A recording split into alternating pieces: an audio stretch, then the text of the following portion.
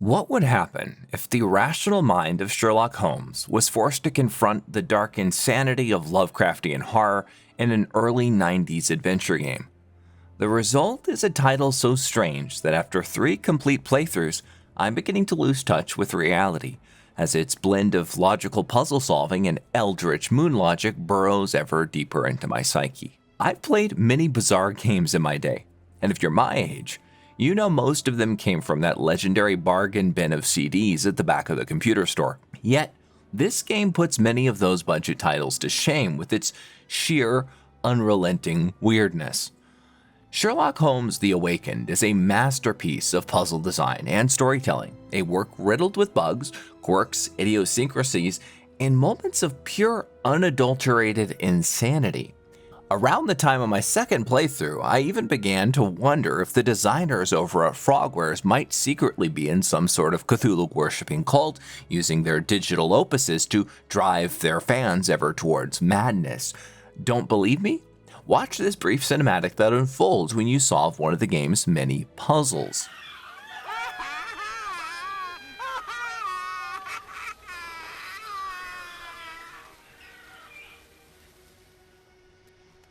The door to the birdcage is open. Help us.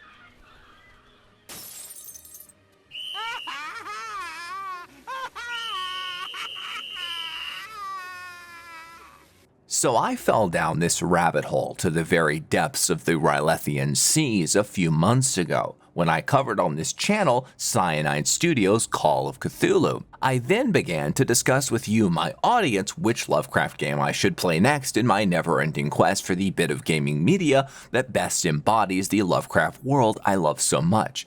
As expected, some of you mentioned The Sinking City, which I do have a video for in the works. Surprisingly, almost none of you mentioned Call of Cthulhu: Darkest Corners of the Earth, a curious omission that I guess I'll discover when I do finally cover it on the channel. Instead, quite a few of you recommended I check out the recently remade Sherlock Holmes: The Awakened. But after discussing it with my subscribers further, people wanted to see me go back and replay the original game. And now that I have, I understand why so many of you wanted to see me driven mad by these eldritch horrors. This game is pure unadulterated madness at points, and after all 3 of my playthroughs, I felt my mind beginning to warp under the strange atmosphere of this title, and I absolutely love it. So grab your slippers, brew a cup of tea, and settle in as we embark on a globe-trotting adventure to save the world from everyone's favorite dreaming sea creature. Sherlock Holmes: The Awakened is the 3rd title in Frogwares' catalog. This multinational developer with Ukrainian, Irish, and French roots first hit the scene back in the early 2000s with 4 adventure game titles, 2 of them set exclusively in the Sherlock Holmes universe. Back in its early days, Frogwares seems to have specialized exclusively in adventure games, and you can truly see that expertise in every facet of this title. The Awakened is an adventure game built for adventure game fans. It's not a watered-down homage to that bygone era of those LucasArts 90s adventure game. It's the real deal with its own unique logic. Consequently, some of the puzzles here are far beyond the reach of your average Call of Duty enthusiast who's never experienced those 90s adventure games. Frogwares clearly aims at a niche audience that has been underserved as the genre has fallen into decline since the 2000s. Their deep passion for classic detective literature and storytelling also shines through, as the game is packed with references that dedicated fans will enjoy, even if it can occasionally veer into fanfiction territory at points. Gameplay-wise, The Awakened is a traditional point-and-click adventure. However, you have the option to switch to first-person mode for navigation and item collection. Throughout this Let's Play, I found first-person mode to be more intuitive. Modern high DPI mice and refresh rates render the old-school point-and-click method a bit clumsy in a fully 3D environment. While the classic view offers a broader field of view and thus makes it easier to find all the items you need to find to progress, it also slows down navigation considerably given that these play areas are much larger than the traditional 90s titles. Plus, swapping between views isn't seamless. There are many spots where switching would leave Sherlock entirely out of frame, forcing me to hit the swap button over and over and over again repeatedly until I find an area where it's possible. In fact, the game has recently been completely remade, and I suspect a lot of the reason for that is that some of these systems have not held up well over the years, and they wanted a new generation of fans to get to enjoy the story here, which is lovely, by the way. I will eventually cover the remade version on this channel in the future, but as I said already, for now, all the footage in this video will be from the 2008 remastered version of the game, available on goodoldgames.com. Not sponsored, but please do sponsor me, Good Old Games. It would work out nicely. I did have some issues getting this running with multiple crashes, but the biggest bug I encountered was the complete inability to save the game unless I went and applied a 4GB RAM patch that suddenly then made saving possible. No idea how that works, but it fixed things mostly. The game's introduction features a disturbed Watson tossing and turning in his sleep as he remembers the events that we're about to undergo in the game. Our story begins, as it should, at 221B Baker Street, London, with a despondent Sherlock Holmes being bored out of his mind. An overworked and exhausted Watson knows just how to cheer him up, suggesting a brisk walk over to Barnes' bookstore. Holmes picks up a copy of the Strand newspaper on the way. One story is about a rare celestial alignment of 7 stars occurring shortly in the skies above. And the final story on the back page is about a strange fish being washed ashore along the coast of Scotland. I'm sure it's nothing to worry about. This section serves as basically the game's navigation tutorial, and for me, a very disturbing reliving of my old commute. When I worked in London, I would literally walk down this street every day, and somehow seeing it with everything in slightly the wrong place, rendered in computer game graphics from the late 2000s, is absolutely surreal. It's insane how little London changes over time. I once watched an episode of Columbo where he visits London and noticed a pavement stone in one of the shots in 1978 was still cracked, and I was still stumbling over it in 2022. But my flashbacks aside, we reach the bookstore and head back to Baker Street. On our way, we run into Watson, who hails us down. It turns out one of his patients, a certain Captain Stenick, requires Holmes' services. His manservant, the Maori Baupa, has gone missing, and Holmes must discover where and why he's gone. This section introduces us to the fundamentals of the game. While Sherlock is a point-and-click adventure game, and thus has elements that you will find in, say, the LucasArts adventure games of combining funny items in your inventory to solve ever wackier puzzles, it also has a lot of straightforward deduction and an incredible amount of pixel hunting. The game's puzzles break down in the following ways. Traditional point-and-click adventure puzzles. For example, one puzzle sees us finding a horse that needs water. We need to find a bowl, fill it with water, give it to the horse. The horse stands up. It turns out the horse was sitting on a hammer, and now we have the hammer. We will need to build a ladder to climb up the roof in a later section of the game. Alongside these straightforward puzzles, we also have a lot of pixel hunting, where to progress the story, we need to click on various aspects of the game. These aren't really interactable, we just need to find them and click on them in order to progress the story. We also have moments where we'll be asked to make a deduction. At certain points in the game, we'll be asked a question by Holmes, and we'll need to type in the answer. If we can't, we're essentially locked out of progression. This means that you need to actually read all of the documents you've picked up, and many of those pixels you've been hunting. The game doesn't just reward, it requires the player to be paying attention. Logic and cryptography. At certain points in the game, we'll come across puzzles that rely on logic and cryptography skills. These range from easy to surprisingly difficult for a computer game. This game clearly has in mind an audience of the kind of people who do or would actually enjoy doing things like cryptic crosswords. It's that kind of audience. It's also worth noting at this point that I am no adventure game aficionado. I think I am overall quite bad at them. So throughout my playthrough, I will confess when my wits just don't match up to those of Mr. Holmes, and for that I apologize. We head around the shack out back of the mansion that Baupa lived in. Investigating his quarters and the surrounding area, we discover that he has been kidnapped by two men, one with a right shoe missing a nail. Leaving the property and heading out back, we find some footprints. Using a ladder, we retrieve some plant fibers from the nearby fence, which we must examine back at Baker Street. From the evidence so far, Sherlock has deduced the location the kidnappers came from, and now asks Watson to name it in our first deduction sequence. This one is pretty simple. The evidence is that they've recently arrived from London, and they would have done so from the docks. Also, we found fish scales and other evidence suggesting a dock-like area at the scene. At least, that's how I arrived at the answer. As far as I can tell from these deductions, there are multiple ways to arrive at the correct answer, thus that's why they allow you to type it in. Arriving at the docks, we do the good British thing and head for the nearest pub. Once we arrive, we meet a drunk who is complaining about his inability to scratch himself downstairs due to the fact that his prosthetic limb was never delivered.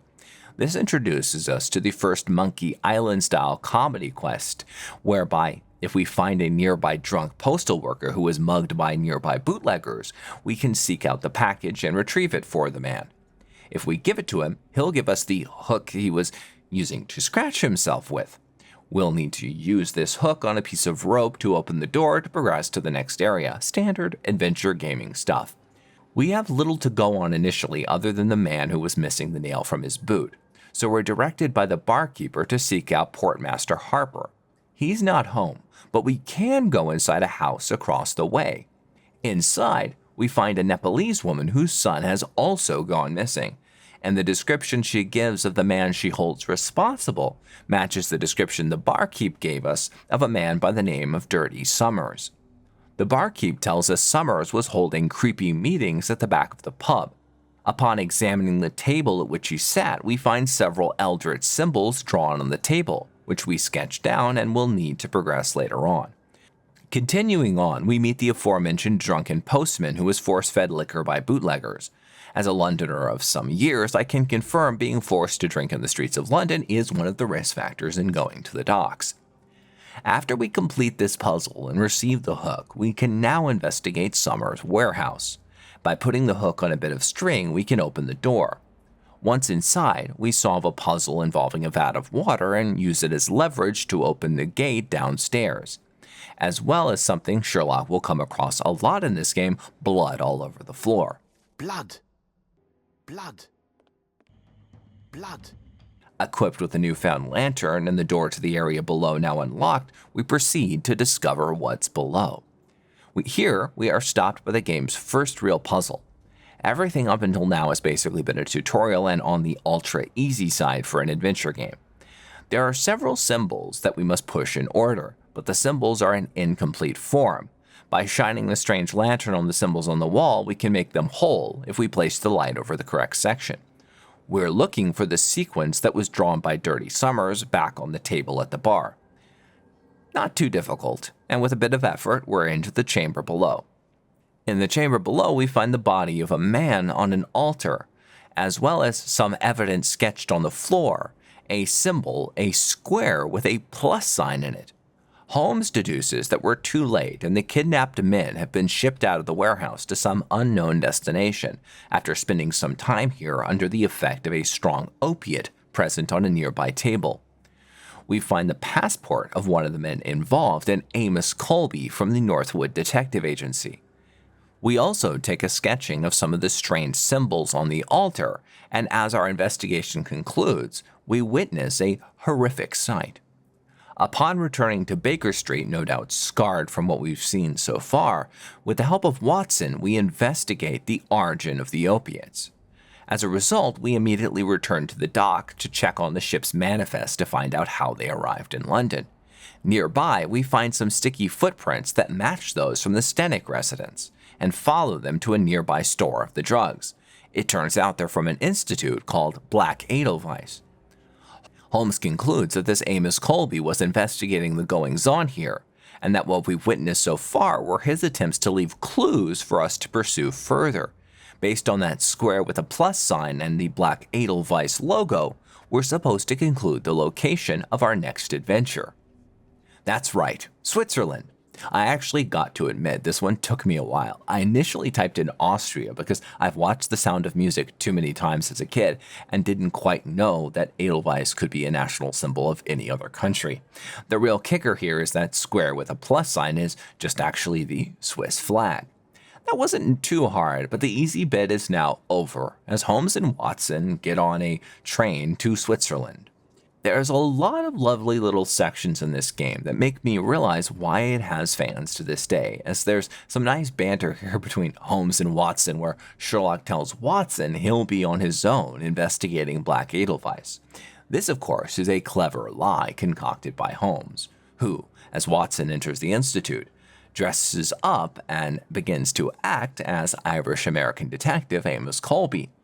Watson points out very courteously to the staff that Amos Colby is suspected to be dead or kidnapped and that this can't possibly be him. This gets our Amos Colby impersonator immediately detained for completely legitimate psychiatric reasons by the staff, while Watson is quickly dismissed and asked to return later. Good job, Watson.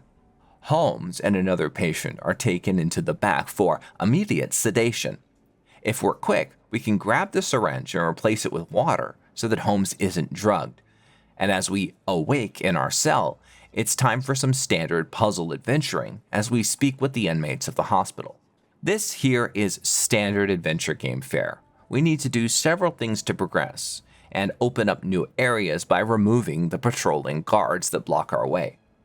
The first task is to lockpick the door of our cell with the spoon. This is a relatively simple puzzle that involves pulling out the pins of the lock and rearranging them in the correct order, and I know I'm a nerd because this is one of my favorite puzzles in the whole game. This puzzle will also repeat in a more complicated form later on, but it's basically the same thing. Once we're let loose out of our prison cell, our first task is to appease the golem-like Maurizio, who threatens to alert the orderlies to our presence if we don't do exactly what he wants, which is to fetch a crowbar from the nearby storeroom to open up his cell door. Doing this turns out to be a good idea, as his attempt to escape distracts the guards and allows us to head back up to the upper floor where we can grab several important items, as well as visit the atrium of the facility where several totally sane people are watching the caged birds. There's a patient who will give us more info about the facility if we can give him his medicine, which is a bunch of pink crystals. If we get them and grind them up in some water for him, though, he'll complain that he'll only tell us more once we've gotten rid of all the orderlies. To do this, we'll need to open up the atrium to distract them. He will tell us also who might be able to help us get the key. We need to go back downstairs to the lab that is being guarded by an orderly. There we can find a doll on one of the tables. Giving the doll to one of the patients has her explain her mistreatment at the hands of the guards and her plan for revenge on one of them. She'll give us the key to the head nurse's bedroom, which contains the key to the atrium and another item that we'll also need to progress. With the atrium now open, the orderlies are out of the way, and we're free now to search the kitchen as well as to go back and speak to the helpful patient. However, to get into the kitchen, we're going to need to get rid of the cook. To get her out, we need to make a smoke device to trick her into thinking that the kitchen is in fact on fire. To make this, we're going to need full access to the lab. To do this, we need to grab the syringe and fill it with the sedative we grabbed while being detained. Then grab a pipe from the closet and use it as a blowgun. In full Monkey Island fashion, we'll knock out the guard. I love how at random points in this game, Sherlock goes from being a complete rational figure to suddenly being a British Guybrush Threepwood. Just look at the animation on that headshot. With the orderly now down, we can grab the powder and the chlorine we need. Combine that with a bottle of water we filled upstairs and measure it on the lab scales. Now we've got a bona fide smoke machine. We also pick up the purple crystals that we'll need to hand to that patient if we haven't done this already. Now with access to the kitchen, we can grab the single item we need from there, the truss rope from the beef. The helpful patient will now tell us about the strange patients that have been arriving to the Institute from all over the world. They are all repeating a strange phrase and have recently been shipped off to God knows where. Further investigation reveals that Dr. Gygax has been working on trying to brainwash the patients into repeating certain phrases, but just like in London, we're one step behind the people smugglers.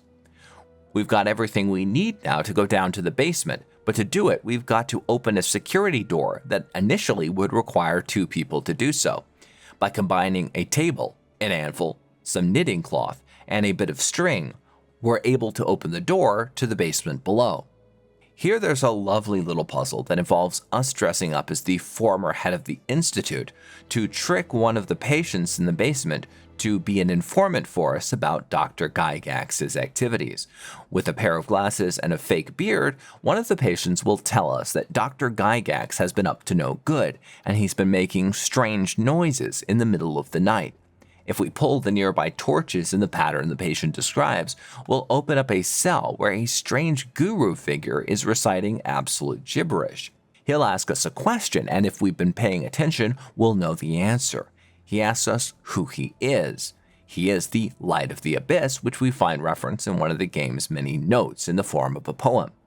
This one took me a while, especially because my game bugged out and wouldn't let me consult my notes, so I had to reload here a few times in order to progress. Which reminds me, if you've watched this far, please do like and subscribe. This video took me a lot longer than usual to make, given just how many issues I've had while playing the game, from the inability to save, all my footage of an entire playthrough in a single day being corrupted, to being soft-locked multiple times during my playthrough. It's a tribute to how enjoyable the game's storyline and puzzles are, that I don't actively despise it for all the trouble it gave me. If we know who the strange man is, he'll explain to us that Cthulhu is arriving as their great lord and master, and all that apocalyptic stuff. He makes a rather large amount of noise though, and as a result calls all the orderlies to search the building. So, we decide to examine in detail Gygax's office as we make a quick escape from the area. We discover that the Institute is being paid by the sale of mysterious gems out of New Orleans, which will be our next destination. We take Dr. Gygax's secret elevator out the back of the Institute, and we desperately begin to search for a means of escape, and we find one in the most surprising shape. Moriarty.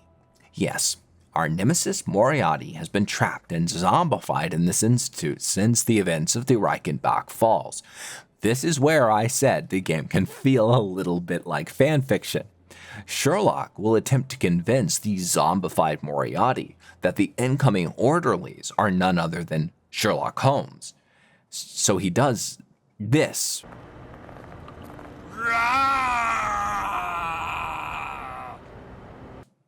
Holmes then redisguises himself as Amos Colby and is turned over by staff and arrested by Watson to be taken back to the authorities.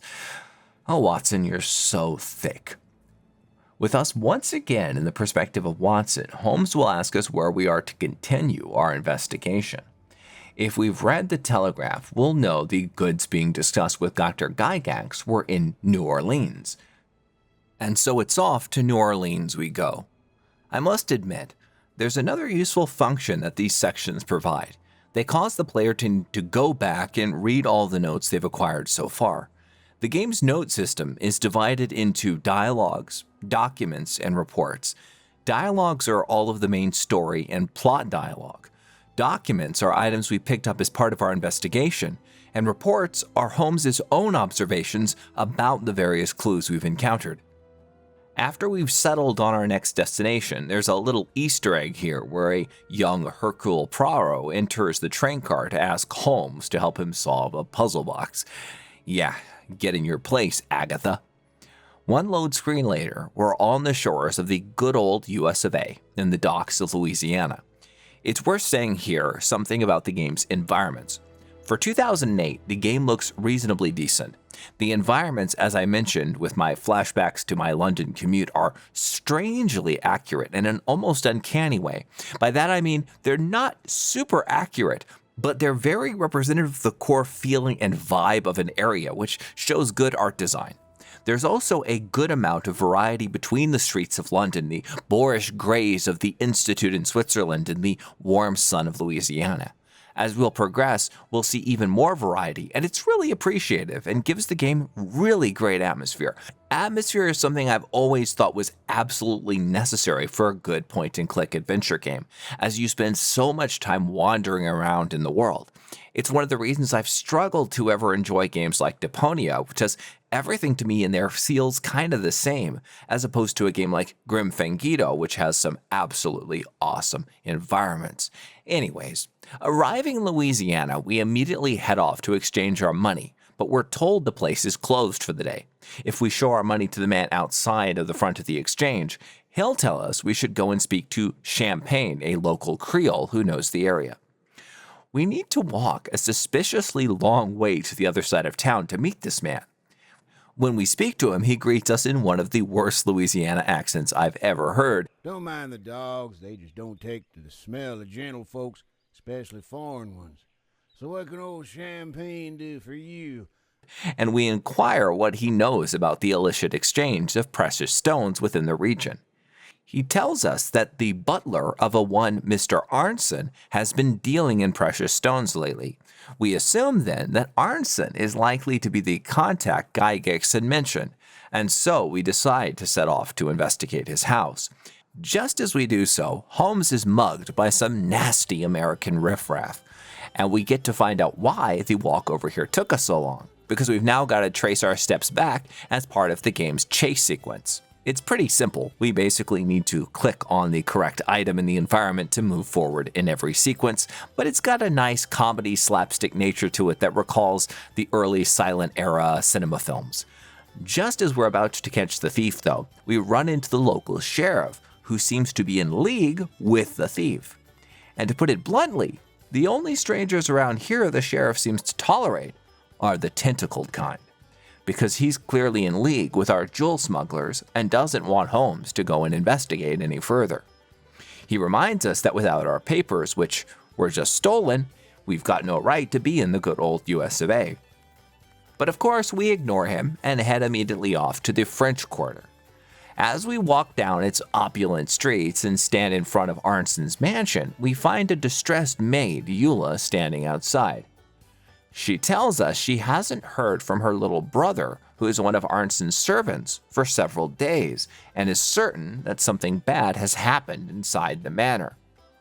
Holmes asks her, given the fact that she herself works across the road, why she doesn't believe she's heard any cries for help from her brother, and she tells us that her brother, amongst other things, is a mute.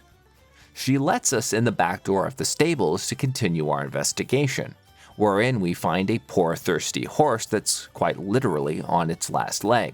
This is the horse from the aforementioned puzzle I mentioned at the start of the video that we need to fetch some water for. Now inside the Arnson mansion, we will solve a lot of puzzles. It's by far the game's longest level and my least favorite. In order to progress, we need to click on every single clue so that Sherlock can deduce the events that have been set in motion here. And there are a lot of clues, many of which are very easy to miss. And upon your first time playing through this section, there's absolutely no indication of when you'll be done with it. This is a pixel hunt, pure and simple, and it will end the moment you've clicked on every pixel.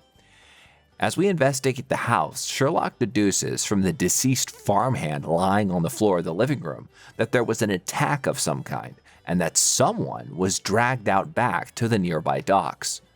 The body has been lying here for 5 days, and if we follow the dragging marks and footprints out back, we can see that the person who was being dragged away struggled and was cut at some point or had something severed off them, as there is blood pooled on the way out back.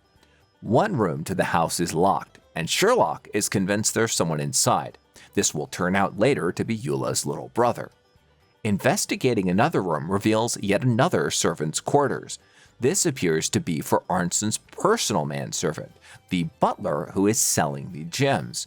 If we look under his bed and pry inside one of the boards, we can find the last gem which he kept for himself. As we investigate further, we find out more facts about Arnson.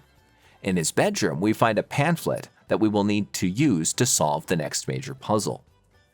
Once we've clicked on everything, regardless of where we are standing, we're suddenly summoned to Arnson's bedroom, where a safe conveniently has popped open. I really hate this. I can't understate it. You do nothing to actually discover this safe. Watson just finds it once you've found all the clues needed to progress. It's really not fun. This is also the point where I realized the game was no longer effing around when it comes to its puzzle solving, and is the first puzzle I failed to solve. In order to solve the 12 numbers on the safe, we need to look at the 12 numbers on the clock face and deduce that the correct digit is how many numbers the number is divisible by. So 1 is divisible by 1, 2 by 2, 3 by 2, and so on. I did not succeed at getting this despite my best efforts, not really because of the difficulty per se. It's not a mechanically difficult puzzle. If the context were different, I would have gotten it almost immediately, but I was just shocked the game would require me to do mathematics. It's a good puzzle, but it was the first time I gave up on this playthrough so far. And sadly, though, it won't be the last time. Though I do really applaud the game for its puzzle variety, and the fact that if you do give up, you generally almost always feel stupid when you find out the answer. The clues are there, and everything is put together well besides the pixel hunting. With the safe now open, we find two things inside: a useless air pistol and a key that leads to Arnson's trophy room. But before we can explore inside, we're immediately summoned back to the barn, hearing Eula's cries for help from across the mansion. It turns out the sheriff has decided to remove her from the picture in order to convince Holmes to leave.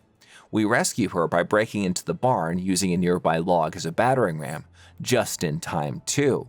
But the note left on her, which was presumably supposed to be on her corpse, tells us all we need to know. Holmes and Watson are in imminent danger. With Watson consoling Eula, it's up to Holmes to investigate the trophy room. This section is the best in the game when it comes to pure puzzle solving. It's reasonably clear what to do if you think about it, and very satisfying. There's a broken ram's horn on the desk. If we place it back on the ram entitled My Best Trophy, we find out the real best trophy is a woman. Not so 2025 friendly, are we, Mr. Arnson? We find a pressure plate on the floor. If we take the lemon tree on the balcony and place it on top, and take the iron pole we found out in the garden and stick it through the iguana's eye, well, Bob's your uncle, and we're into the secret back room. Here we find a locked cabinet. We'll be coming back for that later. We find yet more evidence of this woman along with Arnson's notes. It turns out he'd been investigating his butler Ashmat, who has been meeting with a variety of strange men from different nationalities out in the swamp. He also gives us a set of clues we can follow to meet them out in the swamp. It turns out that Arnson has also been in contact with a Boston agency, the same one that Colby worked for, reporting to them about his goings-on with his manservant. He was told by the Northwood agency to be careful, care he seems to have failed to take. As we go downstairs and we reunite with Eula and Watson, it's now time to speak to her brother Davy. Holmes now does what Holmes does and surmises the situation. Listen to me, I will tell you a story. Davy, 5 days ago, at night, you were woken up by noises from the dining room. First you heard the voice of the gardener, and then a loud blow to the floor. You got up and took the candle, which was lit. Then you went to the dining room. On your way, you found something on the floor and picked it up. It was likely a piece of paper. Afterwards, you went to the door of the dining room and saw the dead body of Colin the gardener soaking in a pool of blood.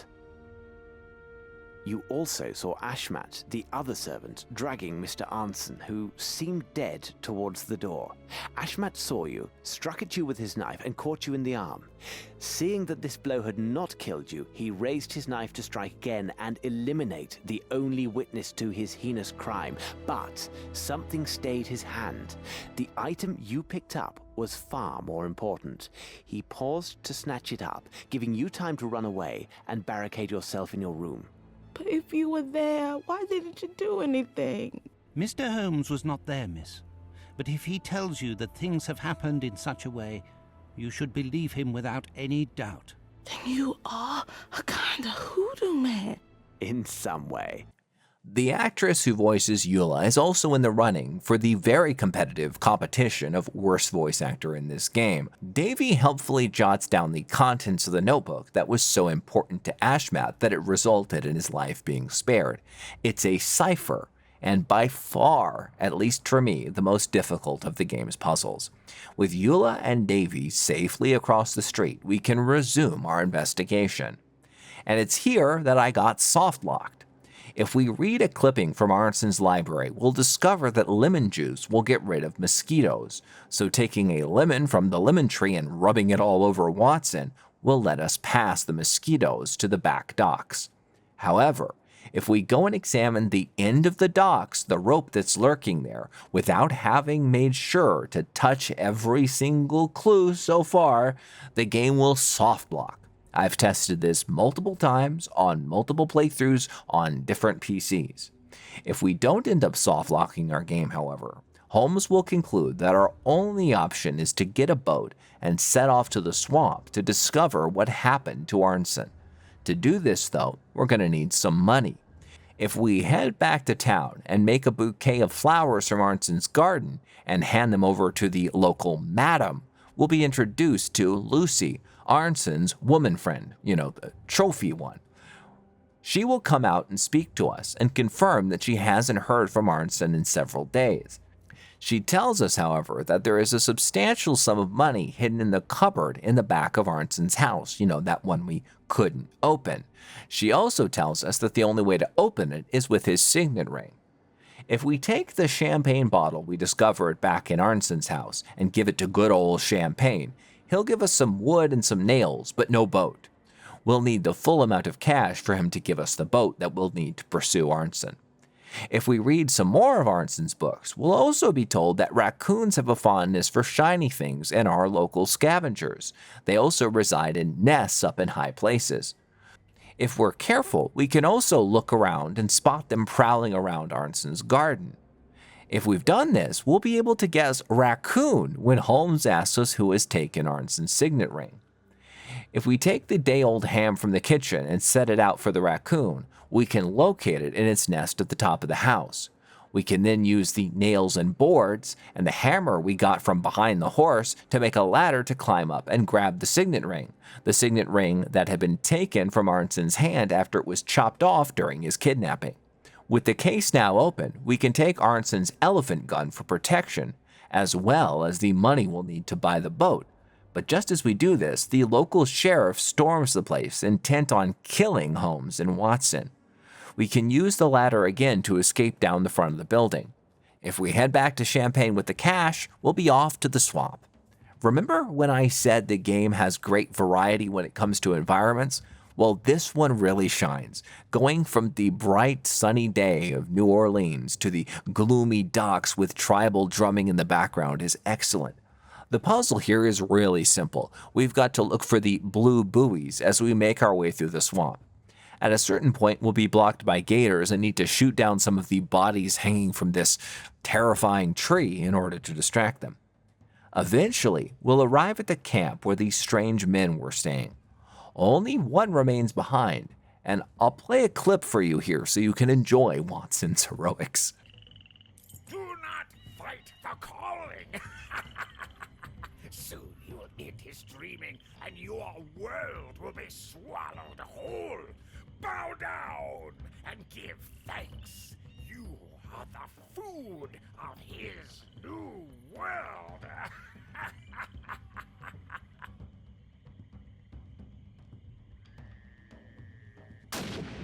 Now that the cultist has had Watson go full Second Amendment rights on him, we're able to examine the area. Within it, we'll find a big statue of Cthulhu. That's just what it is, a statue of Cthulhu. If we insert the tiny little baby Cthulhu statue we've been carrying around since the first level, a book will fall out that will be important later on. If we look around, we'll notice sets of huts nearby where people were undoubtedly held. Once again, we're one step behind our people smugglers and left wondering where all these people that are being gathered up are eventually being sent. Once we've finished exploring the area, we'll return to Watson, who's treating Arnson, who it turns out is still barely alive. We carry Arnson back into the arms of Lucy so that she can nurse him back to health. And with that, we're headed off back on a ship to Baker Street. We're assigned the task as Watson of translating the cipher Eula's brother Davy wrote down for us at Arnson's house. I must confess, I figured out the first bit, which is that the first set of numbers, the 1, 2, 3, 4, 1 to 9 numbers, are the cipher to decode the rest. but then I couldn't figure out the exact number in the exact form I was supposed to enter in as the answer. The truth is that once you decode the full string of numbers using the initial sample, you can then collect the missing numbers from each repeated string, from the numbers 1 to 9. If you enter all the missing numbers from both strings and reply with that to Holmes, well, that's the answer. I was very annoyed at myself for failing this because I thought I was going to get there several times and it just didn't work. I was kind of annoyed at myself for failing to get this, but then again, I am not a puzzle gamer, and again, the game kind of surprised me with the sudden jump up in difficulty. These cipher puzzles feel, at least to me, and maybe this is the fact that I have more experience playing computer games than doing actual real-world puzzles, quite a lot more difficult than the game's adventure elements. Now that we're back in Baker Street, we receive a letter from Mycroft, who's been investigating the whole matter. The jewels, it turns out, belong to the sunken ship of one Lord Rochester, who is suspected to have died after sinking off the coast of India. Our first task is to have the strange book we retrieved translated by Barnes over at his bookstore. We also pick up a copy of The Strand, which is currently in a panic about the ships that have recently gone missing off the coast of Scotland. If you're keeping track of our strands so far, that's 2 copies of The Strand so far, one about sunken ships and the other about a rare cosmic alignment of the stars. We hand the books off to Barnes and head to the pub at the wharf to investigate the missing ships. The barkeep helpfully has a chart of the Scottish coast on hand in the back, and using the coordinates we got from Davy's cipher reveals the location of our final level in Adnamurcombe, Scotland. We return to Barnes, who reveals that the text is about collecting men from every corner and ethnicity of the world in order to awaken the biblical Leviathan who dreams beneath the sea. This game might be a bit above my IQ level, but I'd figured out the whole awaken Cthulhu thing already by myself. With the location identified, we're off to the lighthouse off the western coast of Scotland to stop these plotters once and for all. The final section of the game is probably its best. The Awakened can at times feel a bit directionless, without the lovely pacing and intrigue that made games like Monkey Island or Grimfingido such classics. But in this final level, things really pick up, and the pace and everything just comes together. In fact, I think if the whole game was as good as the final section, it would be remembered as more of a classic than it is. Though, to be fair, it still ranks in the top 100 adventure games on quite a few lists. Once we arrive at the Adnamurcombe Lighthouse, just look at this environment. It's got the lovely, empty, creepy vibe with a tad bit of the liminal space thing going on as the lighthouse looms above Holmes and Watson in the battering winds, and the ground itself is tainted Cthulhu green, hinting at our ever-nearing doom. The first thing we've got to do is find our way inside the lighthouse, which, to no one's surprise, is locked shut from the inside.